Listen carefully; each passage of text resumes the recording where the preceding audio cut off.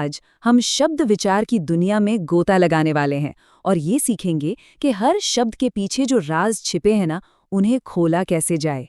हम दिन भर में पता नहीं हजारों शब्द बोलते हैं, सुनते हैं, पर क्या कभी हम रुककर ये सोचते हैं कि एक शब्द असल में है क्या चीज?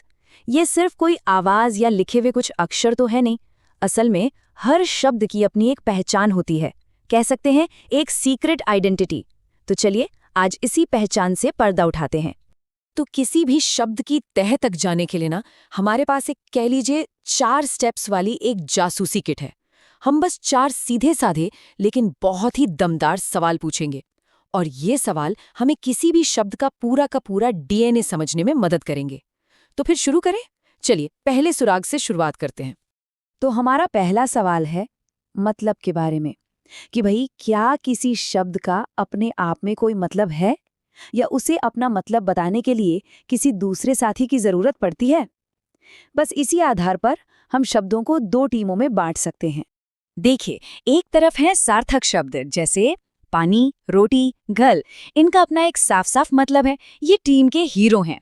और दूसरी तरफ है निरर्थक शब्द, जैसे जब हम कहते हैं पानी वानी, तो उसमें जो वानी है या रोटी वोटी में वोटी, अकेले में तो इनका कोई मतलब नहीं है, लेकिन हाँ ये मेन शब्द के साथ जुड़कर एक मजेदार सी धुन जरूर बना देते हैं। तो मतलब तो समझ आ गया। अब जरा शब्द की बनावट पर नजर डालते हैं। हमारा दूसरा सवाल है, ये शब्द आखिर बना कैसे है? क्या ये उन छोटे छोटे ब्लॉक्स की तरह है जिन्हें जोड़ा और तोड़ा जा सकता है, या फिर ये एक ही ठोस पत्थर की तरह है जिसे तोड़ना मुमकिन नहीं? तो सबसे पहले आते हैं रूढ़ शब्द। ये वही ठोस पत्थर है। ये ऐसे शब्द हैं जिनका मतलब तभी है जब वो पूरे हों। अगर आप इन्हें तोड़ने की कोशिश करेंगे, जैसे मान लीजिए कल शब्द को क और ल में तोड़ दिया, तो इन अलग अलग टुकड़ों का कोई मतलब नहीं निकलेगा। ये समझ लीजिए कि भाषा की नींव के पत्थर हैं। फिर आते हैं यौगिक शब्द। ये बिल्कुल उन ब्लॉक्स की तरह हैं जिन्हें हम जोड़ते हैं। जैसा कि नाम से ही पता चल रहा है, ये 2 या ज्यादा मतलब वाले शब्दों के योग से मतलब जुड़ने से बनते हैं। जैसे पाठशाला जो बना है पाठ और शाला से, या फिर राजकुमार जो बना है राजा और कुमार से। इनका मतलब इनके टुकड़ों को जोड़ने से एकदम साफ हो जाता है। और अब तैयार हो जाइए कुछ बहुत ही दिलचस्प, कुछ जादुई शब्दों के लिए। ये हैं योगरूढ़ शब्द।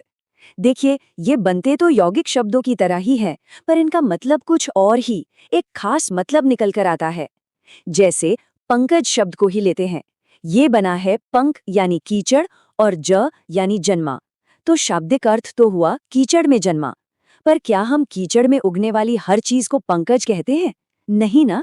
ये नाम सिर्फ और सिर्फ कमल के फूल के लिए पक्का हो गया है। तो हमने शब्द का मतलब समझ लिया, उसकी बनावट को भी डिकोड कर लिया। अब आता है हमारा तीसरा सवाल कि ये शब्द बर्ताव कैसे करता है।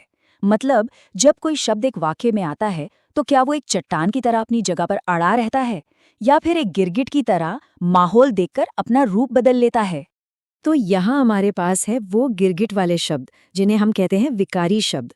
विकार यानी बदलाव। जैसे लड़का शब्द को ही लीजिए, वो जरूरत के हिसाब से लड़के या लड़कों बन जाता है। और दूसरी तरफ है वो चट्टान जैसे मजबूत अविकारी शब्द जो हमेशा हमेशा एक जैसे रहते हैं, जैसे और, धीरे, आज। इन पर लिंग वचन किसी भी चीज का कोई फर्क नहीं पड़ता। और अब हम पहुंच गए हैं अपने आखिरी और चौथे सवाल पर। ये सवाल है शब्द की जड़ों के बारे में, कि वो आया कहाँ से, उसका जन्म कहाँ हुआ।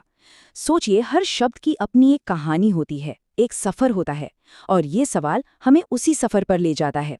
हमारी हिंदी भाषा एक बहुत बड़े, कह लीजिए मेल्टिंग पॉट की तरह है, और इसके शब्द 4 खास जगहों से आते हैं। सबसे पहले है तत्सम शब्द। ये वो शब्द हैं जो संस्कृत से सीधे टाइम ट्रैवल करके बिना बदले हमारे पास आ गए हैं, जैसे अग्नि।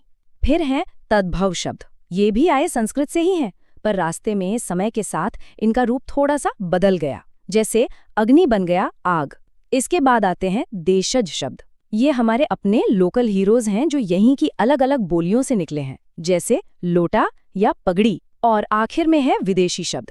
ये वो मेहमान हैं जो दुनिया भर से हमारी भाषा में आकर बस गए हैं, जैसे अंग्रेजी से डॉक्टर या फारसी से बाजार।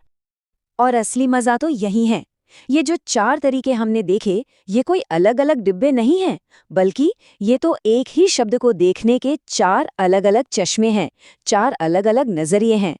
सोचिए, एक ही शब्द एक ही वक्त पर सार्थक भी हो सकता है, यौगिक भी, विकारी भी और तद्भव भी। इससे पता चलता है कि हमारी भाषा कितनी गहरी और कितनी खूबसूरत है। तो अगली बार जब भी कोई शब्द सामने आए तो उसे सिर्फ एक शब्द की तरह मत देखिएगा, एक जासूस की तरह सोचिए। खुद से ये 4 सवाल पूछिए और फिर देखिए कैसे हर शब्द के अंदर एक पूरी की पूरी कहानी छिपी हुई मिलती है जो बस खोजे जाने का इंतजार कर रही है। भाषा एक खजाना है और अब उसका नक्शा आपके पास है।